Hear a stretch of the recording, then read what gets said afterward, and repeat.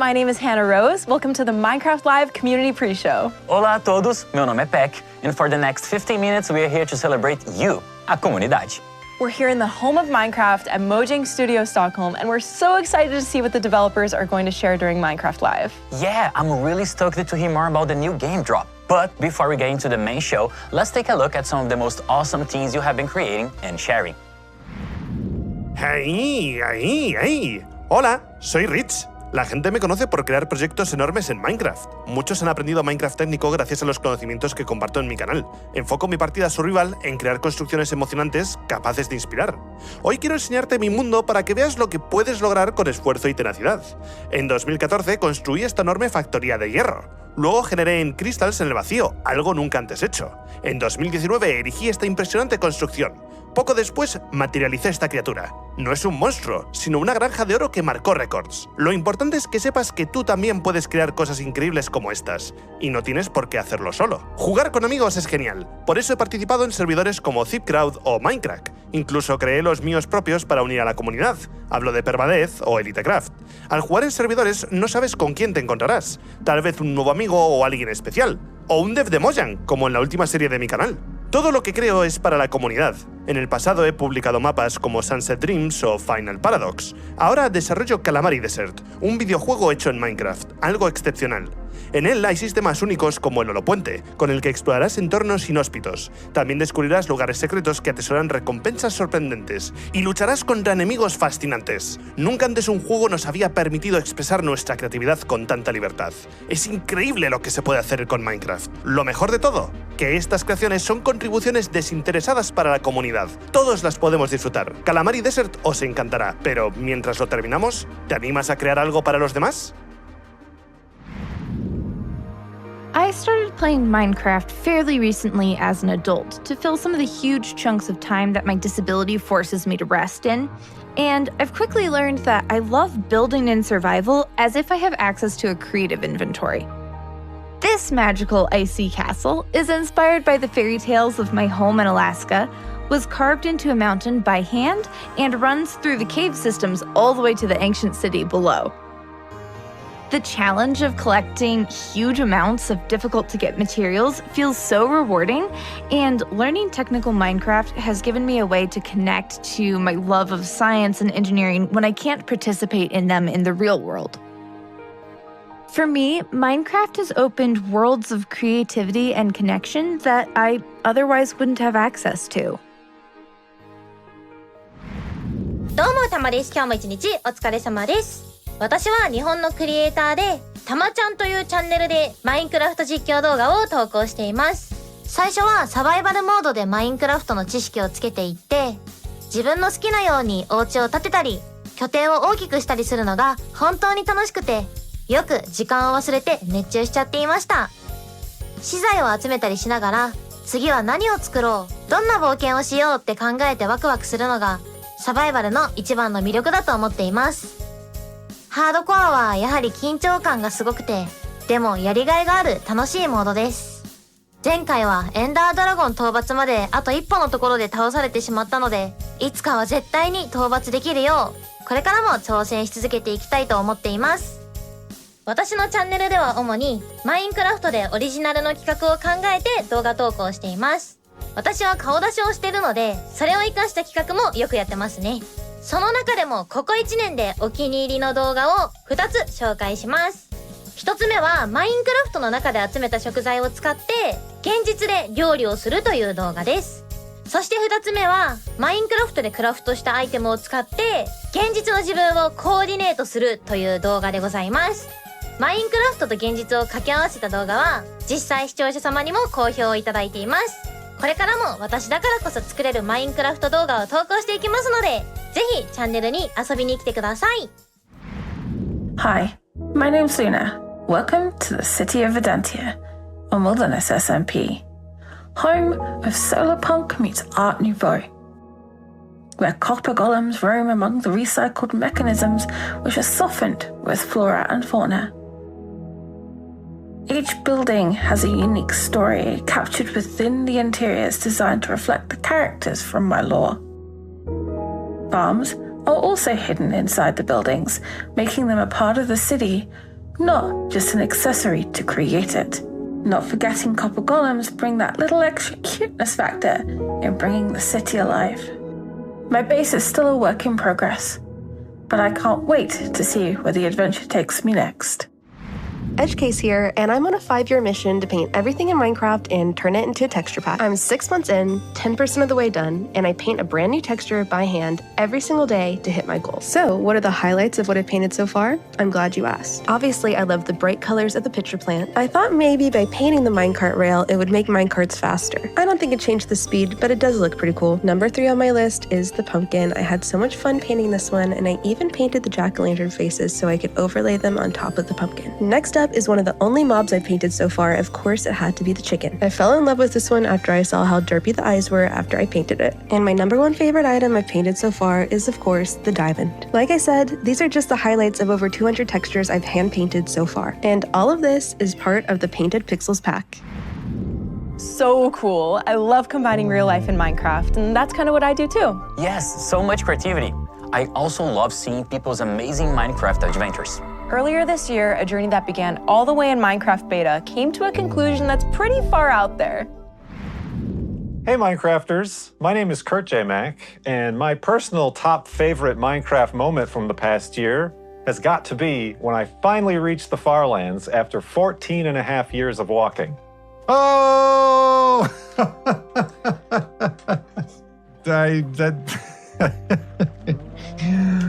My goodness, thank you everybody. Way back in 2011, I loaded up a brand new world in Minecraft beta. I gathered some supplies, picked a direction, and started walking towards the edge of the map. True, it took a long time, but we were making sure to enjoy the journey, exploring the many landscapes and investigating the weird glitches that happen when you're that far from spawn, like floating point terrain jitter and mysterious recurring spawn chunks. And we can't forget about Wolfie, our faithful wolf companion. He may have been very clumsy and slowed us down, but I can confidently say that he's the first Minecraft wolf to have traveled 14 years to reach the Farlands. Somebody get that dog a world record. Not only did the Minecraft and Farlander communities follow every step of the journey on my YouTube and Twitch channels, they also raised over $530,000 for various charities throughout the years. It's an amazing achievement that goes above and beyond everything else in this experience. I hope everyone's excited about what new updates and additions Minecraft has coming to the game. And maybe next time you're playing, you'll be inspired to look out, pick a direction, and go on an adventure. Maybe I'll see you out there. Have fun! Creating stories in Minecraft always leads to some fun times. Or spooky ones. I remember when I first started playing back in 2011, I really got into Herobrine lore. I love the idea that even when you're playing solo, you're not actually alone. Yeah, sometimes things can get really spooky.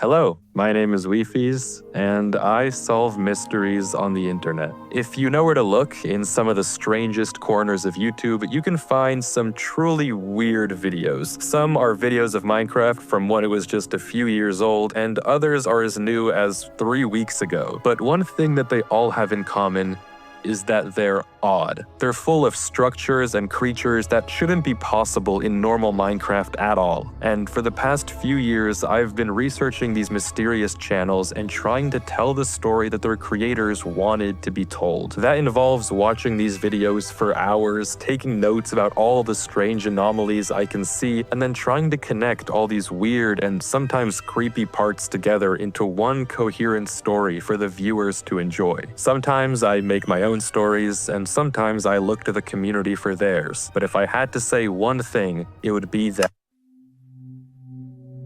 a house doesn't just appear out of nowhere. But we wouldn't build a house for no one to live in. So you're saying it just popped into existence? What I'm saying is that no one has ever lived in that house, and it doesn't make sense that we built it for no reason. And it's not possible you're just forgetting who lived there. Do you remember anyone? Well, no. Exactly. I'm gonna find out what's going on.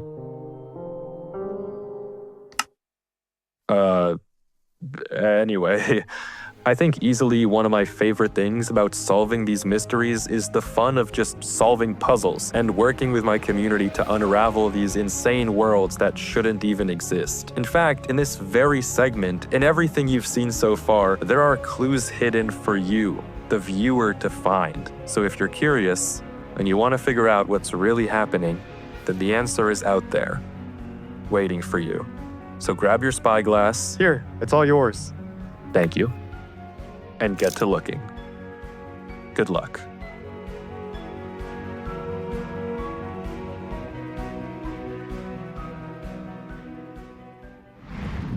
And remember, don't turn left. Now I admit I'm really biased about our next community highlight. I had an amazing time playing in the very first mid-offs, even though I was actually pretty mid at speedrunning. You know, I'm more like a slow running kind of a guy. Well, the team just hosted the biggest event yet, the Mid-Offs 3. Let's check it out.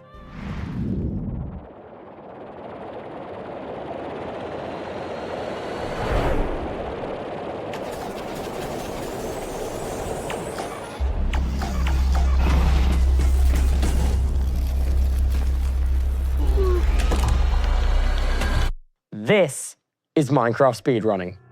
Let me explain. In probably the most significant sandbox you'll ever set foot in, we all know Minecraft doesn't have a true ending. However, for some people, defeating the dragon is everything. That being said, how fast do you think you could beat the game? Look, if you and your friends try as hard as you can, you could probably beat the game in 2 hours. Dare I even say 1? Would you believe me if I told you all of this is now possible in less than 6 minutes? Speedrunners have dedicated thousands of hours, if not millions, to perfecting every single aspect of their craft. These top runners compete in a tournament called the playoffs to find out which one of them is the best. Now, let me introduce you to something a bit more realistic. Welcome to Mid-Offs. This is a competition where we take the most average players and turn them into speedrunners. It doesn't matter if they're builders, redstoners, or PvPers. We pair them up with a top coach and have them go head-to-head against each other. And what happens next is genuinely cinema. Very interesting scene here. We are seeing there we go, and we are seeing a 317 enter here for Super.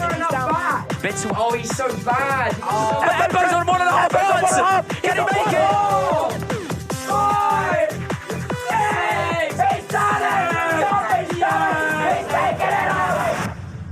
So, if anything you've seen here today piques your interest, make sure to tune in online or in the stands. Minecraft Live is just moments away. But before we get into the news, let's take a closer look at the most amazing Minecraft moments shared by you, the community.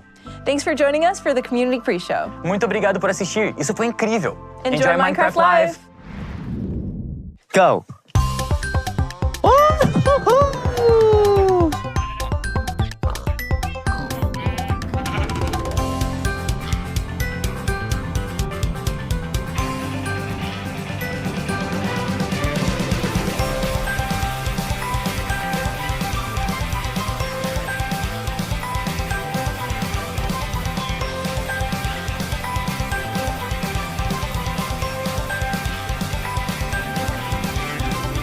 We have 2 people, right? And oh wait, there's a Swift Sneak 1 in here. Guys, I'm gonna abandon the mission real quick. No, you can't abandon the mission. I punched a warden now.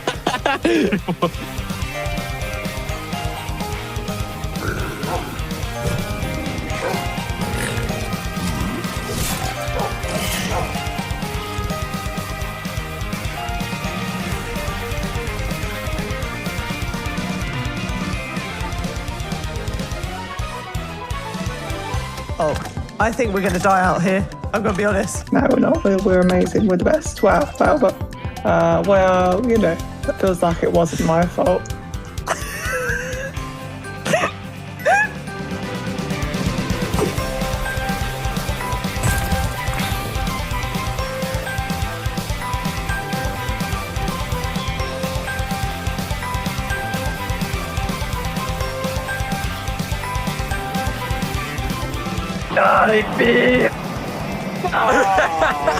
I got it. This is it. This is it. Take your spawn in the end.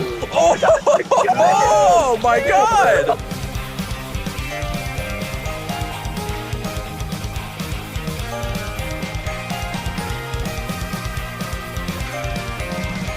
No! Sorry! I'm so sorry! Nico! I'm sorry!